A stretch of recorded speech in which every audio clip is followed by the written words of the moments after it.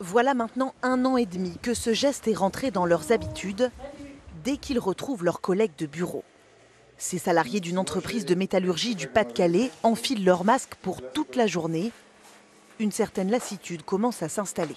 Depuis le temps qu'on le met, en fait, ça devient une contrainte. C'est vrai que là, avec le froid, on commence à le ressentir au niveau des lunettes. On a la buée maintenant. On souhaite tous enlever le masque puisque ça correspondrait plutôt à la fin de la période Covid.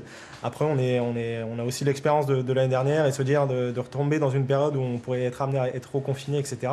C'est toujours aussi inquiétant. Donc on est un peu partagé. Selon une enquête récente, 74% des salariés français voudraient retirer leur masque sur leur lieu de travail. Aujourd'hui, c'est encore une obligation dans les bureaux, mais ceux qui travaillent en atelier peuvent s'en passer lorsqu'ils sont seuls devant leur machine.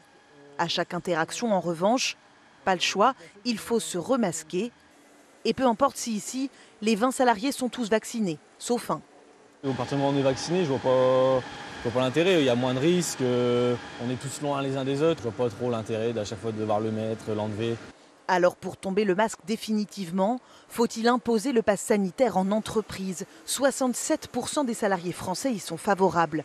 Mais pour le directeur de cet atelier, cette mesure interviendrait trop tard. Je pense que c'est très difficile à mettre en place et c'est plus nécessaire aujourd'hui. Et on le voit bien avec les écoles qui commencent à enlever le masque. On espère que donc il y aura les collèges, les lycées et les entreprises dans la foulée. Aujourd'hui, imposer le pass sanitaire à ses salariés est illégal. L'employeur risque 1 an d'emprisonnement et 45 000 € d'amende.